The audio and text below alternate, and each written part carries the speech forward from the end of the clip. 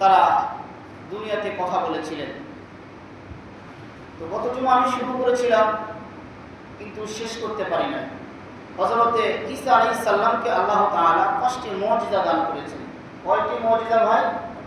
5টি মুজিজা। শুধু বলেছিলাম যে 5টি মুজিজা দান করেছেন, কিন্তু উপস্থাপন করতে পারি নাই, সময় হয়নি।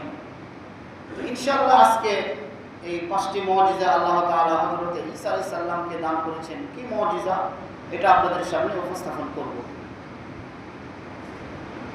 আল্লাহ রাব্বুল আলামিন হযরতে ঈসা আলাইহিস সালামকে যখন দুনিয়াতে পাঠাইলেন, ওনাকে আল্লাহ তাআলা নবুয়ত দান করলেন এবং আসমানি একটি কিতাবও দিলেন। ওই নবুয়তের ভিত্তি অনুযায়ী এবং কিতাব অনুযায়ী হযরতে ঈসা আলাইহিস সালাম সেই জামানার লোকদেরকে উনি এক আল্লাহ তাআলার দাওয়াত দেওয়া শুরু করলেন। উনি প্রথমে আরজ করলেন কোরআনে কারিমের ভাষায়, ওয়া ইন্নাল্লাহা রাব্বী ওয়া রাব্বুকুম ফা'বুদুহু হাযা সিরাতুম মুস্তাকিম। হযরত ঈসা আলাইহিস সালাম তার সম্প্রদায়ের লোকদেরকে বললেন, এ আমার কওমের লোকজন, এ আমার দেশবাসী, তোমরা শুনিয়া রাখো, যে আল্লাহ আমার রব, ওই আল্লাহ তোমাদের রব। বলেন সুবহানাল্লাহ। আল্লাহ তাআলা বলেছেন যে আল্লাহ আমাকে সৃষ্টি করেছে, ওই আল্লাহ তোমাদেরকেও সৃষ্টি করেছে। সুতরাং আমি যাকে খোদা বলে মানি, যাকে রব বলে মানি, তোমরাও তাকে খোদা বলে স্বীকার করো, রব বলে মানো। হযরত ঈসা আলাইহিস সালাম দ্বিতীয় অংশে বললেন, ফা'বুদু, তোমরা ওই আল্লাহকে আল্লাহ বলে মেনে তার ইবাদতের মধ্যে তোমরা দাখিল হও, তার ইবাদত তোমরা করা শুরু করে দাও, এর মধ্যেই তোমাদের সঠিক রাস্তা তোমরা খুঁজে পাইবে। আল্লাহ তাআলা সেই কথাটা বলেন, ওয়া ইন্নাল্লাহা রাব্বী ওয়া রাব্বুকুম ফা'বুদু হাযা সিরাতুম মুস্তাকিম। যদি তোমরা আল্লাহকে আল্লাহ বলে মানো, খোদাকে খোদা বলে মানো, তোমরা দুনিয়ার মূর্তির সামনে যদি তোমাদের মাথা যদি না ঝুঁকাও, তোমরা দুনিয়ার কোনো ব্যক্তিকে যদি খোদা বলে না মেনে অদৃশ্য আল্লাহকে যদি তোমরা খোদা বলে মানো, তোমাদের সৃষ্টিকর্তা বলে মানো এবং মেনে যদি তোমরা তার ইবাদতের মধ্যে তোমরা দাখিল হও, আল্লাহ তাআলা বলে এই ইবাদতের মধ্যে দাখিল হওয়াটাই তোমাদের জন্য সঠিক রাস্তা। সুবহানাল্লাহ বলবেন না? বুঝতে পারলেন? আল্লাহকে আল্লাহ বলে মানো, আল্লাহকে খোদা বলে মানার পরে তার ইবাদতের মধ্যে তোমরা দাখিল হও। ইবাদতের মধ্যে যখন তোমরা দাখিল হইবে, যখন খোদা তাআলার হুকুম অনুযায়ী, নবীর দেখানো তরিকা অনুযায়ী যখন তোমরা ইবাদত বন্দেগী করবে, তখন তোমরা মনে করবে তোমরা সঠিক রাস্তার মধ্যে আছো। তোমরা কোথায় আছো? সঠিক রাস্তার মধ্যে আছো। হযরত ঈসা আলাইহিস সালাম উনি ওনার কওমের লোকদেরকে এইভাবে কি করতেছিলেন? দ্বীনের দাওয়াত দিচ্ছিলেন। তো হযরত ঈসা আলাইহিস সালাম উনি ওনার কওমের লোকদেরকে বললেন যে আল্লাহ তাআলা আমাকে নবী করে দুনিয়াতে পাঠিয়েছেন, রাসূল করে পাঠিয়েছেন এবং আমি পূর্বের নবীকে সত্যায়ন করতেছি এবং আমি তোমাদেরকে এই সুসংবাদ দিচ্ছি, আমার পরে এমন একজন নবী আসবে, এই নবীর নাম হচ্ছে আহমদ। বলেন সুবহানাল্লাহ। অর্থাৎ মুহাম্মদ সাল্লাল্লাহু আলাইহি সাল্লামের আরেকটি নাম কি? আহমদ। অর্থাৎ আমি তোমাদেরকে আহমদ নবীর সুসংবাদ দিচ্ছি। আমার পরে বনি ইসরাইলের মধ্যে আর কোনো নবী আসবে না, কিন্তু আমার পরে আমি হচ্ছে বনি ইসরাইলের সর্বশেষ নবী এবং আমার পরে এমন একজন নবী আসবে যে নবীর পরে আল্লাহ তাআলা নবুয়তের দরজা বন্ধ করে দিবে। এই নবীর আগমনের সুসংবাদ আমি তোমাদেরকে দিচ্ছি এবং সেই নবীর নামটাও আমি তোমাদেরকে জানায় দিলাম। হযরত ঈসা আলাইহিস সালাম মুসা আলাইহিস সালামের কিতাবকে উনি সত্যায়ন করলেন যে আল্লাহ তাআলা মুসা আলাইহিস সালামকে যেমন তাওরাত কিতাব দিয়েছেন, ঠিক আল্লাহ তাআলা আমাকে ওই রকম ইনজিল কিতাব দিয়েছেন। তো তোমাদেরকে এই কিতাব অনুযায়ী চলতে হবে। তবে আল্লাহ তাআলা আমাকে যে নবুয়ত দান করলেন এবং আসমানি কিতাব দিলেন। এই আসমানি কিতাব দেওয়ার পরে আল্লাহ তাআলা আমাকে 5টি মুজিজা দান করেছেন। কয়টি মুজিজা ভাই? 5টি মুজিজা। এক নম্বর মুজিজা, হযরত ঈসা আলাইহিস সালাম বলেন, তোমরা যদি কাদা মাটি দ্বারা একটা পাখি বানাও, এই পাখির ভিতরে আমি যদি ফু দেই, এই পাখিটা জীবিত হয়ে উড়ে যাইবে। বলেন সুবহানাল্লাহ। কাদা মাটির দ্বারা যদি তোমরা একটা পাখি বানাও, এই পাখির মধ্যে আমি যদি ফু দেই, তাহলে এই পাখিটা আল্লাহ তাআলার হুকুমে রূহ পাইয়া এই পাখিটা উড়ে যাইবে। 2 নাম্বার, জন্মগতভাবে কোনো অন্ধ ব্যক্তি, কোনো কুষ্ঠরোগ ব্যক্তি, যে ব্যক্তিদের চিকিৎসা জমিনের উপরে নাই, ওই ব্যক্তিদের চোখে যদি আমি আল্লাহ তাআলার নাম নিয়ে হাত দেই, ওই অন্ধ ব্যক্তি সুস্থ হয়ে যাইবে এবং কুষ্ঠরোগওয়ালা ব্যক্তি তার শরীর সুস্থ হয়ে যাইবে। সুবহানাল্লাহ। 3 নাম্বার, আমি মৃত ব্যক্তিদেরকে জীবিত করার ক্ষমতা রাখি আল্লাহ তাআলার হুকুমে। আমি মৃত ব্যক্তিকে আল্লাহ তাআলার হুকুমে জীবিত করার ক্ষমতা রাখি। 4 নাম্বার, তোমরা 3 দিন আগে বাসায় কি খাইছো এবং তোমাদের বাসায় কি রেখে আসছো, আমি আল্লাহ তাআলার হুকুমে এটাও আমি বলে দিতে পারি। সুবহানাল্লাহ। 4 নম্বরে গেল। 5 নাম্বার, আল্লাহ তাআলা আমাকে আসমানি কিতাব দান করেছেন, যে আসমানি কিতাব আমার পূর্বে 2 জন নবীকে দিয়েছেন এবং আমার পরে আরেকজন নবীকে এই আসমানি কিতাব দেওয়া হয়েছে। এই 5টি মুজিজা আল্লাহ তাআলা আমাকে কি করেছেন? দান করেছেন। হযরত ঈসা আলাইহিস সালাম যে কথাটা বললেন, এই কথাটা আল্লাহ তাআলা কোরআনে কারিমের মধ্যে এইভাবে কি করেছেন? ইরশাদ করেছেন। আল্লাহ তাআলা কোরআনে কারিমের মধ্যে ইরশাদ করেন সূরা আলে ইমরানের 49 নম্বর আয়াতে, ওয়া রাসূলান ইলা বানি ইসরাঈল, আল্লাহ তাআলা আমাকে বনি ইসরাইলের একজন নবী করে দুনিয়াতে পাঠিয়েছেন। আল্লাহ তাআলা আমাকে কি করেছেন?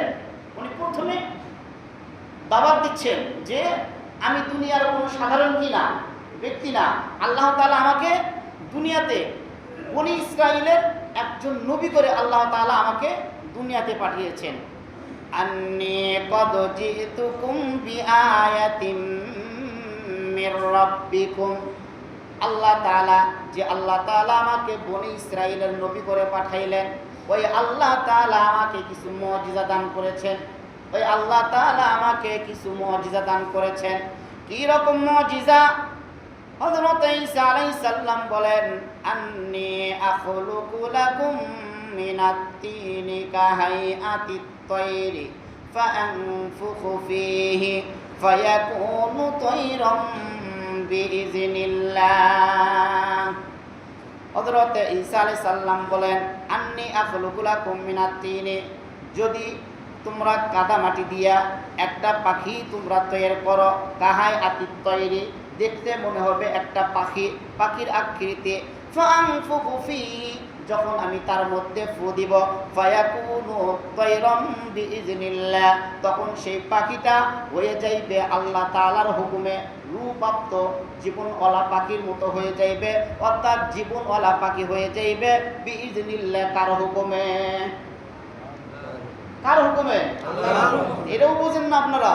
ইশারা করেই দেখাইলাম, জবানে বলতে হবে, যখন আমি ইশারা করব তখন বলতে হবে আল্লাহ তাআলার হুকুমে। দুনিয়াতে যা কিছু হয় কার হুকুমে হয়? এই কথা বলতে ভয় করেন কেন? এই কথা জোরে বলতে হবে। মুসলমানদের তাকবীরের আওয়াজে বিধর্মীদের কলবে ভূমিকম্প পয়দা হবে। মুসলমানের আওয়াজ এমন হবে, 1 জন 2 জন বললাম তাহলে বোঝা যাবে দিনও বুঝি না, আমার ভিতরে কি ঈমানের তরতাজাও নেই। আমরা দুর্বল ঈমানদার। আমরা তো দুর্বল ঈমানদার না, আমরা মুসলমানের ঘরে জন্মগ্রহণ করেছি, আল্লাহর নাম নিতে আমরা ভয় করব কেন? তাহলে যে বানানো পাখির ভিতরে ফু দিল হযরত ঈসা আলাইহিস সালাম, সেই পাখির ভিতরে জীবন দেনওয়ালাকে আল্লাহ তাআলা। এবার না হইল, এবার 2 নম্বর, হযরত ঈসা আলাইহিস সালাম বলতেছেন, ওয়া উবরিউল আকমাহা ওয়াল আবরাস, জন্মগতভাবে আল্লাহ তাআলা যাদেরকে অন্ধ করে দুনিয়াতে পাঠিয়েছেন, ওয়াল আবরস এবং কুষ্ঠ রোগ করে দুনিয়াতে আল্লাহ তাআলা যাদেরকে দুনিয়াতে পাঠিয়েছেন, আমি যদি তাদের চোখে স্পর্শ করি, আল্লাহ তাআলার হুকুমে ওই অন্ধ ব্যক্তি সুস্থ হয়ে যাবে। সুবহানাল্লাহ। এবং ওই কুষ্ঠ রোগওয়ালা ব্যক্তির গায়ে যদি আমি হাত দেই, আল্লাহ তাআলার বরকতে, আল্লাহ তাআলার নামের ওসিলায় ওই কুষ্ঠওয়ালা ব্যক্তিও সুস্থ হয়ে যাইবে। 3 নাম্বার, হযরত ঈসা আলাইহিস সালাম বলেন, ওয়াহিল মাউতা বিইজনিল্লাহ। কোন মৃত ব্যক্তিকে আমি যদি আল্লাহ তাআলার নাম নিয়ে তাকে আমি ডাক দেই, আল্লাহ তাআলা হুকুমে ওই ব্যক্তিও সুস্থ হয়ে যাইবে এবং জীবন ফিরে পাইবে। হযরত ঈসা আলাইহিস সালামের ঘটনা বর্ণনা এইভাবে বর্ণনা করা হয়েছে। হযরত ঈসা আলাইহিস সালাম একদিন এক কবরের পাশে দিয়ে যাইতেছিলেন। এক কবরের পাশে থেকে দেখে আওয়াজ আসতেছে।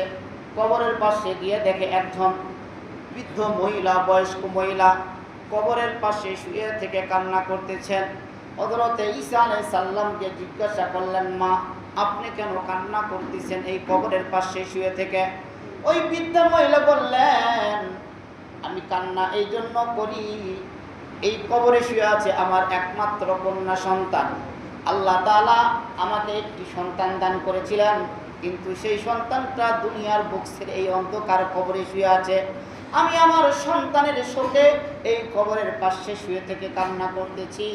আর আমি প্রতিজ্ঞা করেছি, হয় আল্লাহ তাআলা আমার সন্তানকে জীবিত করে দিবে, নয়তো আমি কান্না করতে করতে এই কবরের পাশে আমি মৃত্যুবরণ করব। হযরত ঈসা আলাইহিস সালাম বললেন, মা, যদি আমি আপনার সন্তানকে জীবিত করে দেই, তাহলে কি আপনি এই কবর থেকে চলে যাইবেন? উনি বললেন, হ্যাঁ, যদি আমার সন্তান জীবিত হয় তাহলে এই কবর থেকে আমি চলে যাইব। হযরত ঈসা আলাইহিস সালাম ওই জায়গায় দাঁড়িয়ে 2 রাকাত নামাজ পড়লেন। কি করলেন ভাই?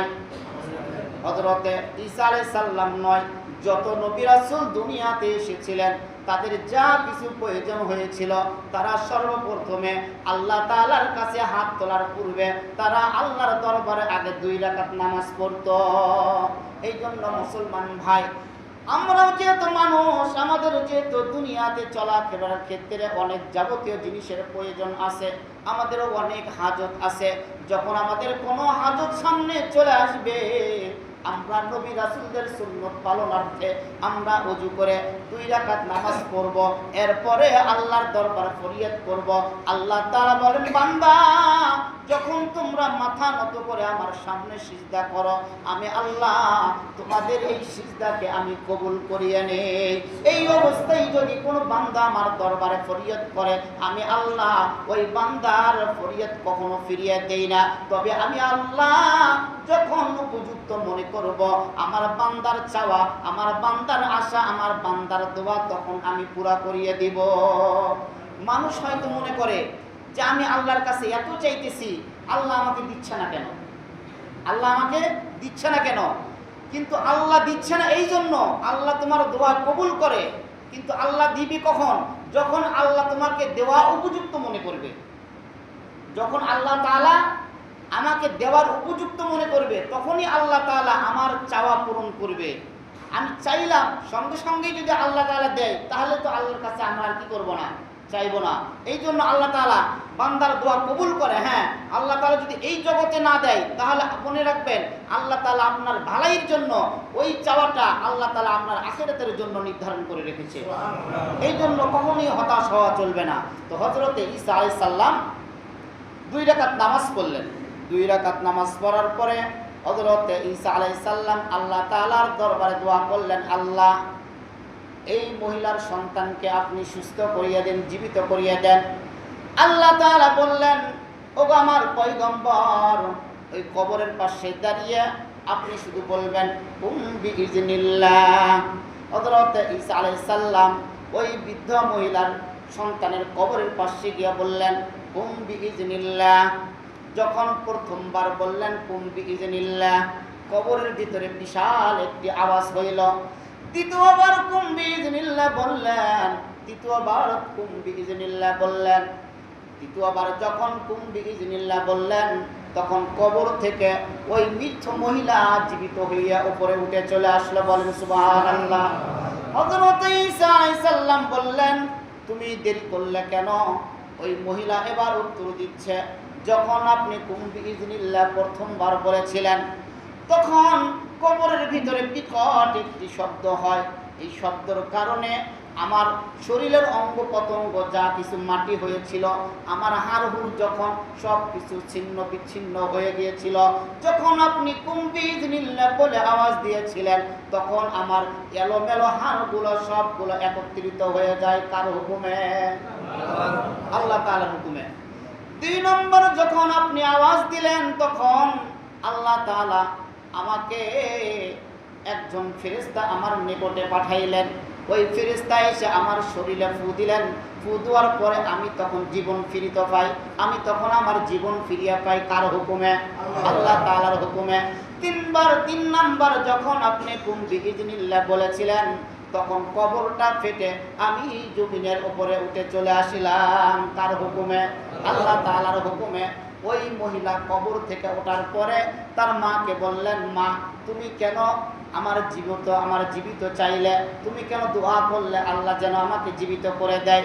যখন আমি প্রথমবার চক্ষু খুললাম, চক্ষু খোলার পরে আমি কাঁপতেছিলাম, আমার ভয় হইতেছিল। এই বুঝি কিয়ামতের দিন, কিয়ামতের দিন সংঘটিত হয়েছে, হাসরের ময়দান মনে হয় কায়েম হয়ে গিয়েছে। আমি যখন জীবিত হইলাম, যখন আমি পেরেশানি হইলাম, এই চিন্তা হইলাম, এই চিন্তিত হওয়ার সঙ্গে সঙ্গে আমার ভুরুগুলো এবং আমার মাথার চুলগুলো পেকে গিয়েছে। কবরের ব্যক্তি যখন জাগ্রত হইলেন, তার এমন মনে হইল যে মনে হয় হাসরের ময়দান কায়েম হয়ে গিয়েছে। হাসরের ময়দান কায়েম হওয়া মানে অবস্থা খারাপ। এই চিন্তায় তার চোখের ভুরু এবং মাথার চুলগুলো কি হয়ে গিয়েছে? পেকে গিয়েছে। ওই মহিলা এবার তার মার কাছে প্রশ্ন করলো, মা, আমি তো কবরের জীবনেই ভালো ছিলাম, তুমি দুনিয়াতে কেন আমাকে আবার জাগ্রত করাইলে? আমি তো বড় বেকায়দায় পড়ে গেলাম। তুমি জানো না মৃত্যুর আযাব কত বড় কঠিন। যখন দ্বিতীয়বার আমার জীবন এইরকম ভাবে বের করে নেবে, আমি কেমন করে এই কষ্ট সহ করব? ওই মহিলা তখন হযরত ঈসা আলাইহিস সালামের কাছে দোয়া করলেন, ওগো আল্লাহর পয়গম্বর, আপনি আল্লাহর দরবারে দোয়া করেন, যাতে করে আল্লাহ তাআলা আমাকে কোনো পাপ কাজের মধ্যে যেন লিপ্ত না করে, আল্লাহ তাআলা আমার মৃত্যুটা যেন খুব সহজে করিয়ে দেন। বল সুবহানাল্লাহ। হযরত ঈসা আলাইহিস সালাম 3 নাম্বার মৃত্যু ব্যক্তিকে জীবিত করে দিলেন। 4 নাম্বার, হযরত ঈসা আলাইহিস সালাম বললেন, এ আমার উম্মতেরা, তোমরা শুনিয়া রাখো, উনাব্বিউকুম বিমা তাকুলুনা ওয়া মা তাদাখিরুনা ফি বুয়ুতিকুম। যখন তোমরা বাড়িতে কোনো কিছু খাইবে, 3 দিন আগে খাবার পরে তোমরা বাড়িতে কোনো কিছু রেখে আসবে, আমি তোমরা 3 দিন আগে কি খেয়েছো এই কথাটাও আমি বলতে পারবো, এবং তোমরা বাড়িতে যা রেখে এসেছো আমি আল্লাহর হুকুমে সেটাও আমি বলে দিতে পারবো। কার হুকুমে পারবে? আল্লাহর হুকুমে। 5 নাম্বার, উনি বলেছেন আল্লাহ তাআলা আমাকে ইনজিল কিতাব দান করেছেন। 5 নাম্বার, আমাকে কি করেছেন? ইনজিল কিতাব দান করেছেন। এখন হযরতে ঈসা আলাইহিস সালাম যখন এই মুজিজাগুলো তার কওমের লোকদেরকে দেখানো আরম্ভ করলেন, তার কওমের লোকেরা আশ্চর্য হয়ে গেল। আশ্চর্য হয়ে যাওয়ার পরে তার কওমের লোকেরা হযরতে ঈসা আলাইহিস সালামকে বলতেছিলেন যে আমরা আপনার অনুসারী হব এবং আপনাকে আমরা মানব, তবে আমাদের শর্ত আছে। শর্ত কি? আমাদেরকে আসমানি খাবার খাওয়াইতে হবে। কি খাবার খাওয়াইতে হবে? আসমানি খাবার। হযরতে ঈসা আলাইহিস সালামকে যারা নবী বলে মানলেন এবং আল্লাহ তাআলাকে যারা খোদা বলে মানলেন, হযরতে ঈসা আলাইহিস সালাম তাদেরকে বললেন, তোমরা 30 দিন রোজা রাখো। 30 দিন রোজা রাখার পরে 31তম দিনে তোমরা ঈদ পালন করবে, ঈদ উদযাপন করবে। তো সকলেই যখন 30 দিন রোজা রাখার পর 31তম দিনে হযরত ঈসা আলাইহিস সালাম তাদেরকে বললেন, আজকে তোমরা ঈদ উদযাপন করবে। তো তার কওমের লোকেরা ঈসা সাল্লামকে বললেন যে আমরা ঈদের দিনে সাধারণ কোনো খাবার খেতে চাই না, ঈদের দিনে আমরা সাধারণ কোনো কি চাই না, খাবার খেতে চাই না, আমরা ঈদের দিনে আসমানি খাবার খেতে চাই। হযরত ঈসা আলাইহিস সালাম উনি তো নবী, উনি ভাবলেন যে যদি আমি আল্লাহ তাআলার দরবারে দোয়া করি আল্লাহ তাআলা আমার দোয়া কবুল করবেন। কিন্তু আল্লাহ তাআলা দোয়া কবুল করার পরে আল্লাহ তাআলা যদি তাদেরকে খাবার দেয়, হয়তো তারা এই খাবারের মধ্যে এমন কোনো ভুল করবেন যে ভুলের কারণে তাদেরকে আল্লাহ তাআলা কঠিন আযাবের সম্মুখীন করবেন, অথবা তারা আল্লাহ তাআলার হুকুম কি করতে পারবে না, মানতে পারবে না, আল্লাহ তাআলা কোনো শর্ত দিয়ে বুঝবেন। এই জন্য তিনি তাদেরকে সতর্ক করলেন, কিন্তু তারা কোনো কথা শুনলেন না। তারা বললেন আগে আসমানি খাবার আমাদেরকে ব্যবস্থা করে দিবেন, তারপরে আমরা আপনার নসিহত শুনবো, এছাড়া আমরা কি করবো না, আপনার নসিহত শুনবো না। হযরতে ঈসা আলাইহিস সালাম উনি অবাক হয়ে আল্লাহ তাআলার দরবারে দোয়া করলেন। কি দোয়া করলেন? হযরতে ঈসা আলাইহিস সালাম ওই উম্মতের জন্য আল্লাহর দরবারে দোয়া করলেন। ক্বালা ঈসা ইবনু মারইয়াম আল্লাহুম্মা রব্বানা আনজিল আলাইনা মাইদাতাম মিনাস সামাই তাকুনু লানা ঈদান লিআউওয়ালিনা ওয়া আখিরিনা ওয়া আয়াতাম মিনকা ওয়ারযুকনা ওয়া আনতা খায়রুর রাযিকিন। হযরত ঈসা আলাইহিস সালাম তার কওমের লোকদের জন্য আল্লাহর দরবারে দোয়া করলেন, আল্লাহ তাদেরকে আপনি আসমানি খাবারের ব্যবস্থা করিয়া দিন। আল্লাহ তাআলা তাদের জন্য আসমানি খাবার ব্যবস্থা করে দিলেন এবং আল্লাহ তাআলা ওই জাতির জন্য শর্ত ছেড়ে দিলেন। আল্লাহ তাআলা হযরত ঈসা আলাইহিস সালাম প্রথমেই উনি ভয় করেছিলেন আল্লাহর দরবারে যদি আমি দোয়া করি আল্লাহ দোয়া কবুল করবেন, কিন্তু আল্লাহ তাআলা তাদের জন্য কোনো শর্ত ছড়াইয়া দিবেন। হযরত ঈসা আলাইহিস সালামকে আল্লাহ তাআলা বললেন, ক্বালাল্লাহু ইন্নী মুনাজ্জিলুহা আলাইকুম ফামান ইয়াকফুর বা'দু মিনকুম ফাইন্নী উআযিবুহু আযাবান লা উআযিবুহু আহাদাম মিনাল আলামিন। আল্লাহ রাব্বুল আলামিন বললেন, ওগো নবী আপনি এই জাতিকে বলে দেন আমি তাদেরকে আসমানি খাবার ঠিকই খাওয়াইব, কিন্তু এই খাবারের মধ্যে তাদের জন্য কিছু শর্ত আছে। যদি তারা এই শর্ত অনুযায়ী খাবার খায় তাহলে তো ঠিক আছে, আর এর মধ্যে যদি তারা কোনো উল্টাপাল্টা করে তাহলে আমি আল্লাহ তাদেরকে এমন আযাব দিব, এই আযাব এই জাতির মধ্যে এই উম্মতের মধ্যে আমি পৃথিবীতে আর কাউকে দেই নাই। আল্লাহ তাআলা তাদের জন্য একটি শর্ত দিলেন যে আমি আসমানি খাবার তাদেরকে ঠিকই খাওয়াইব, কিন্তু এই খাবারের মধ্যে কিছু শর্ত আছে। এই শর্ত যদি তারা মানতে পারে তাহলে তো ঠিক আছে, আর শর্ত যদি মানতে না পারে তাহলে আমি এমন আযাব দিব এই জাতিকে যেরকম আযাব আমি কোনো জাতিকে দেই নাই, যেরকম আযাব আমি কোনো জাতিকে দেই নাই।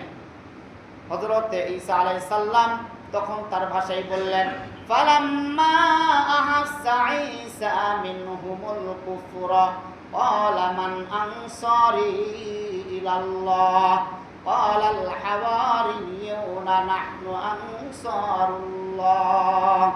হযরত ঈসা আলাইহিস সালাম যখন তার কওমের লোকদেরকে বলেছিলেন, এ আমার কওমের লোকেরা তোমরা কে কে আসো আমাকে সাহায্য করবে, কে কে আসো তোমরা আল্লাহকে আল্লাহ মেনে আল্লাহর উপর তোমরা ঈমান নিয়ে আসিয়া তোমরা আমাকে আল্লাহর প্রেরিত নবী বলে তোমরা মানবে এবং আমাকে সাহায্য করবে।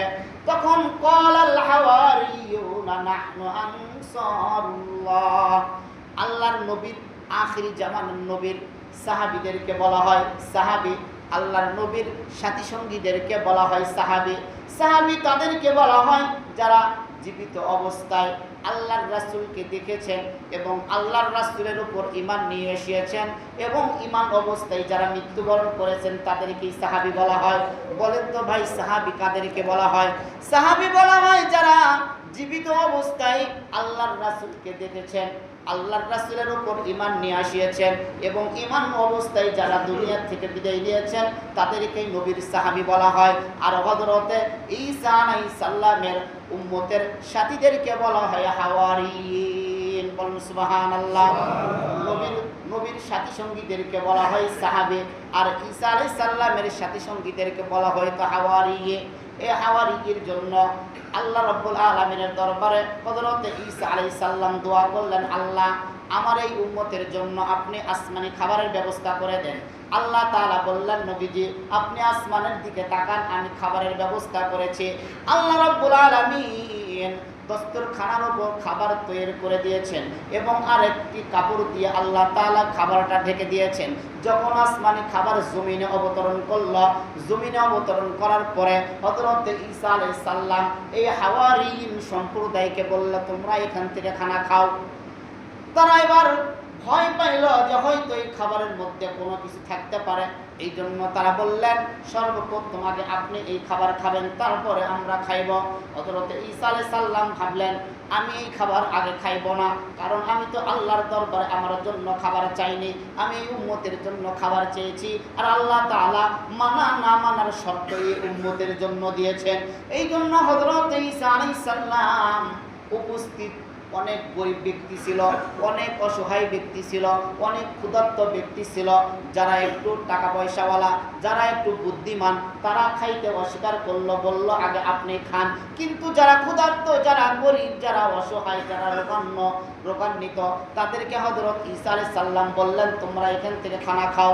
যখন ওই অসহায় ব্যক্তিরা ওখান থেকে খানা খাওয়া শুরু করলো, ওই রোগান্বিত ব্যক্তিরা ওখান থেকে খানা খাওয়া শুরু করলো, তখন রোগান্বিত ব্যক্তি খানা খাওয়ার পর তারা তাদের রোগ ভালো হয়ে গেল, অসহায় ব্যক্তি তারা অসহায়ত্ব তাদের থেকে দূর হয়ে গেল। আল্লাহ রাব্বুল আলামিন ওই খাবারের মধ্যে এমন বরকত দান করেছেন, যারা খাবার খেতে অস্বীকৃতি জানাইছিল তারা আফসোস করলো, তারাও এবার খানা খাইল। খানা খাওয়ার পরে আল্লাহ রাব্বুল আলামিন আল্লাহর পয়গম্বরকে শর্ত দিলেন, হযরত ঈসা আলাইহিস সালামকে বললেন, আমি যে খাবার পাঠিয়ে দিলাম এই ব্যক্তিদের জন্য, কিন্তু এই ব্যক্তিরা এই খাবার জমা করে রাখতে পারবে না, এই খাবার জমা করে রাখতে পারবে না। এই খাবার একদিন পর পর তাদের জন্য খাবার আসবে আসমান থেকে। তারা এখানে অস্বীকার করলো, তারা এখানে আপত্তি জানাইলো, কিন্তু আল্লাহ রাব্বুল আলামিন তাদেরকে প্রথমে বলেছিলেন, ফালাম্মা কাফারা, যদি তোমরা এই খাবারের মধ্যে যদি তোমরা কোনো প্রকারের উল্টা পাল্টা করো, তাহলে আমি তোমাদের জন্য এমন আযাব দিব যে আযাব পৃথিবীতে আমি কাউরে দেইনি। এই হতভাগা ব্যক্তিরা তারা এই খানা খাবার মধ্যে তারা ত্রুটি করলো, বকিলি করলো, তারা খাবার জমা করা আরম্ভ করলো এবং আল্লাহ তাআলা শর্ত দিয়েছিল এই খাবার তোমরা একদিন পর পর পাইবে, কিন্তু তারা আপত্তি করেছিল না, আমরা প্রতিদিন খানা চাই। আল্লাহর হুকুমের বিরুদ্ধে তারা তর্ক করেছিল। এই জন্য আল্লাহ তাআলা তাদেরকে যে আগেই শর্ত দিয়েছিল, আমি তোমাদেরকে খানা দিব, কিন্তু আমার হুকুম অনুযায়ী তোমাদেরকে এই খানা খাইতে হইবে, যদি তোমরা কোনো অমান্য করো আমি তোমাদেরকে কঠিন আযাব দিব। যখন তারা আল্লাহর হুকুমের বিরুদ্ধে চলে গেল, আল্লাহ তাআলা আসমানি গজব দিয়ে তাদেরকে শুকর বানায়া দিল। আল্লাহ তাআলা ওই জাতিকে শুকর বানায়া দিয়েছেন। এই জন্য ভাই আল্লাহ তাআলা তকদিরে যেটি লিখে রেখেছেন এটার উপরে শুকরিয়া আদায় করা দরকার। আল্লাহর নেয়ামতের উপরে কখনোই প্রশ্ন করা যাবে না। আল্লাহর নেয়ামতের উপরে কখনো প্রশ্ন করা যাবে না। আমার ভাইকে আল্লাহ তাআলা কোটিপতি বানাইলো, আল্লাহ তাআলা কি চোখ দিয়ে দেখে না? আল্লাহ তাআলা কি দেখে না যে আমি এত অভাবে আছি, আমাকে আল্লাহ তাআলা অভাব বানিয়া ও এত বড় লুচ্চা, এত বড় গুন্ডা, এত বড় বদমাইশ, অথচ আল্লাহ তাআলা ওকে ধনী বানাইলো। আর আমি 5 ওয়াক্ত নামাজ পড়ি, আমি মানুষেরটা মারে খাই না, আমি আল্লাহ তাআলার ইবাদত বন্দেগী করি, অথচ আল্লাহ তাআলা আমাকে গরিব করে রেখেছেন, আল্লাহ তাআলা আমাকে ছোট করে রেখেছেন। আল্লাহ তাআলা কি দেখে না? এই রকম আল্লাহ তাআলার কাছে কি করা যাবে না, প্রশ্ন করা যাবে না। যদি যান তাহলে আল্লাহ তাআলার নেয়ামতের না শুকর করা হবে, এটা আল্লাহ তাআলার কাছে। এই জন্য ভাই আল্লাহ তাআলা যাকে যে অবস্থায় রাখে না কেন এটার উপরে শুকরিয়া আদায় করতে হবে। ইনশাআল্লাহ আগামী জুমায় বাকি ঘটনাগুলো আপনাদের সামনে উপস্থাপন করা হবে। যারা আমরা সুন্নত করি নাই, সুন্নত করে নেই।